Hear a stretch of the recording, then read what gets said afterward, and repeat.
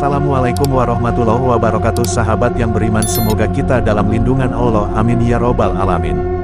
Cara Nahdlatul Ulama NU melawan isu PKI, bagaimanakah kisahnya? Tonton sampai habis biar tidak salah faham dan bisa menambah wawasan kita dalam sejarah. Selamat menonton. Pasca demokrasi parlementer, konstitusi negara beralih ke demokrasi terpimpin dengan cirinya kekuasaan absolut dan klimaksnya berkuasa seumur hidup. Bung Karno saat tanggal 5 Juli tahun 1959 di depan Istana Merdeka telah umumkan berlakunya dekret presiden dengan maksud memberlakukan demokrasi terpimpin. Dari kondisi itulah muncul Naskom, nasionalisme dan komunisme. Penggabungan dua paham ideologi dan dua partai politik PNI dan PKI telah memicu sentimen negatif dari banyak pihak, terutama kelompok Islam dari Masyumi. Era 60-an disebut era emasnya PKI di bawah naungan Presiden Soekarno, Pangti, pemimpin besar revolusi. Kondisi nyaman itu dimanfaatkan betul oleh DN Aidit, sebelum aktif di PKI namanya Ahmad Aidit, selaku Ketua CC PKI.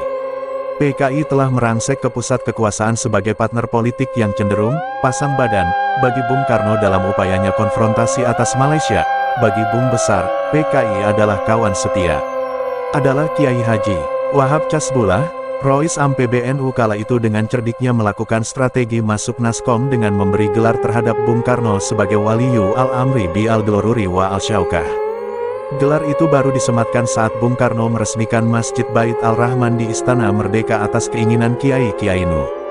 Itu dimaksud melegitimasi kekafahan Islamnya Bung Karno. Strategi Kiai Wahab dengan bergabungnya NU di Naskom itu artinya ingin mengontrol dan melawan PKI dari dalam kekuasaan. Biarpun kemudian dampak dari bergabungnya NU tersebut Kiai NU dicecar, dihina, disumpah serapa oleh kelompok Islam sebagai pengkhianat, sebagai kaum oportunis, sebagai penjilat dan antek PKI. Apakah Kiai Wahab bergeser? Jawabnya tidak. Ada politik langit yang tidak dimiliki oleh siapapun, hanya Kiai NU yang khos memiliki kemampuan tersebut. Itu dimaksud petunjuk Gusti Allah dalam menuntun hambanya. Maka pilihan bergabung dengan Naskom hingga menjadi Nasakom, nasionalisme agama dan komunisme, tidak luput dari istiharoh politik. Pada perjalanannya PKI sedikit terganggu dengan aktifnya Kiai NU di ring istana, tampak ada kedekatan Bung Karno dengan kalangan NU. Di luar sistem, NU membuat banyak tandingan dalam upaya melawan PKI. Untuk menandingi genjer-genjer, NU mengubah sholawat Badar menjadi himne partai selain Syubanul Waton. Menandingi kegiatan seni sastra PKI dengan lekranya, maka NU membuat les bumi. Ketika PKI membentuk PR Pemuda Rakyat, NU pun membentuk Banser, Barisan Ansor Serbaguna, yang berasal dari bekas Laskar Hizbullah yang tidak berdinas di TNI. Para veteran perang kemerdekaan ini, ambil bagian dalam upayanya melawan PKI. Bahkan untuk menandingi Gerwani, NU pun membentuk Fatayat. Sikap perlawanan NU atas PKI tersebut diramu dengan cara diplomatis, dialektis, dan konfrontatif.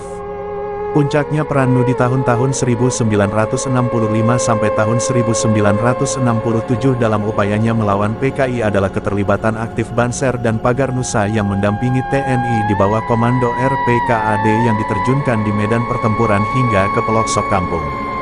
Merebaknya isu PKI di musim pandemi COVID-19, sepertinya termasuk konspirasi busuk mereka para petualang politik.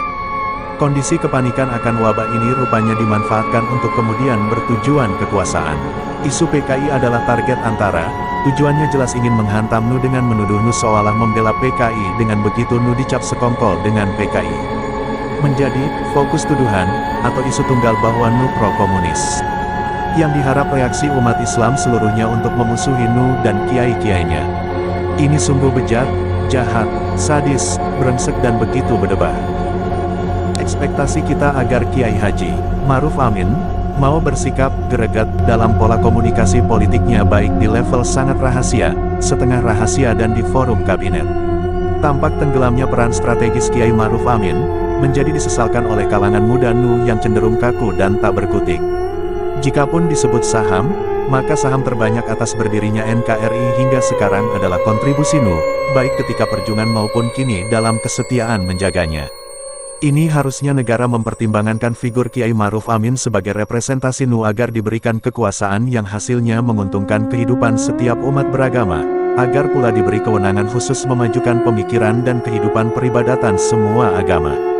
Sebab karakter NU sudah pasti mengayomi semua umat.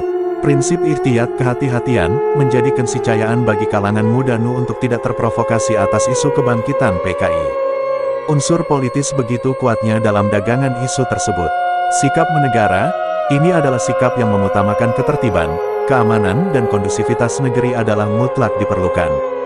Kalangan NU tidak lagi berpikir pragmatika politik, namun sikap yang jauh lebih mulia, apa itu? Tegak dan tegas dengan tangan terkepal menyelamatkan negara dari rongrongan para pengkhianat negara. Dengan cara apa? Berpikir, berbuat dan bertindak sesuai garis instruksional.